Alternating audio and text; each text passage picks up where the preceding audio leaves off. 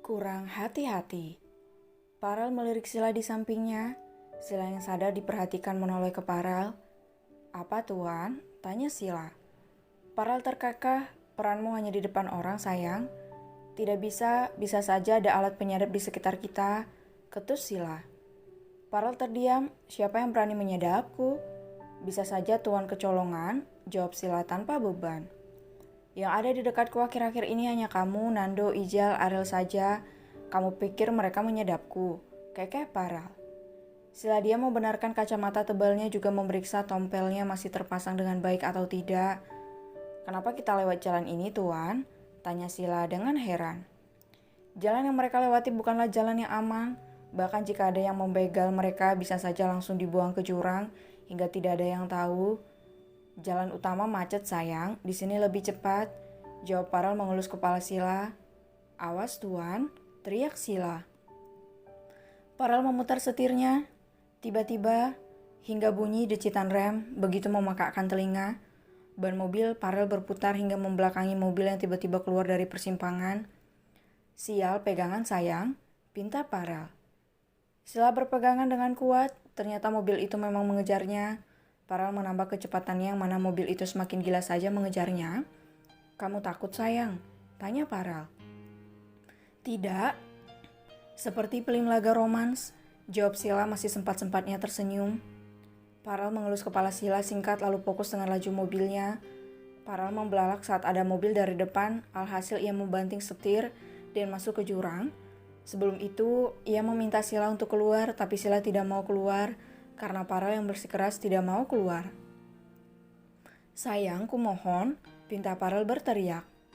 "Cepat om, kita keluar bersama," teriak Sila. Parel tak habis pikir dengan kekasih hatinya ini yang tidak ada takut-takutnya sama sekali. Sila dan Parel berpegangan tangan dan meloncat keluar lalu menggantung di pepohonan di balik batu besar. Parel memeluk Sila dengan erat. Saat mobilnya meledak terjun bebas beberapa puluh meter ke sana, tak disangka jurang itu begitu dalam padahal kelihatannya tidaklah dalam. "Om masih kuat bergantung?" tanya Sila. Parel melihat ke atas di mana ada batu menutupi mereka. Mungkin Tuhan masih berpihak pada mereka hingga Parel dan Sila selamat. Jika dipikir logika tidak mungkin Parel bisa menggantung di batang pohon itu padahal di atas mereka batu. "Dewi keberuntungan berpihak padaku," gumam Parel. Sila menautkan kedua alisnya. "Maksud tuan?" tanya Sila. "Kamu disebut Dewi keberuntungan, sayang, berkatmu aku selamat," jawab Parel masih sempat-sempatnya ia tersenyum. Sila memukul bahu Parel.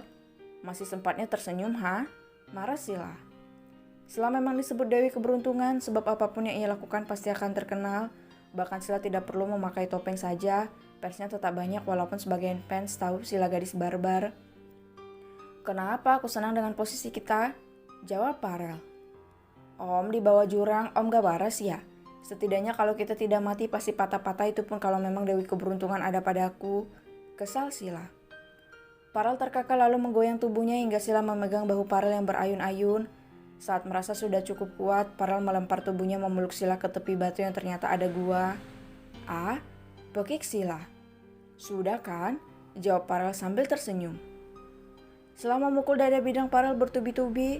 Situasi tidak lucu dibawa bercanda tapi Parel masih sempatnya mempermainkan serta bercanda di situasi ini. Parel tertawa. "Om udah gila," marah Sila.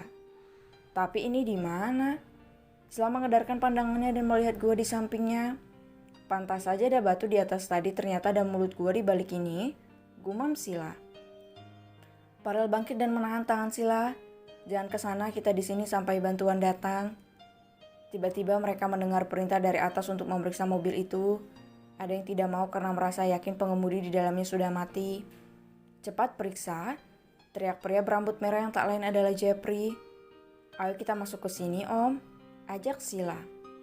Parel terpaksa mengikuti Sila, tapi sebelum itu Sila meminta Parel untuk membantunya menutupi gua itu dengan dedaunan di sekitarnya. "Udah kan, ayo masuk," ajak Sila. Farel dan Sila berpegangan tangan, gua itu cukup sempit jadi Farel sedikit membungkuk, sedangkan Sila juga menunduk. Kenapa kita semakin jauh sayang? Tanya Farel yang suaranya mantul. Diamlah Om, kita ikuti saja lubang ini, jawab Sila. Cukup lama Farel mengikuti Sila hingga lubang gua itu semakin kecil. Terpaksa mereka harus merangkak untuk melewati tempat itu.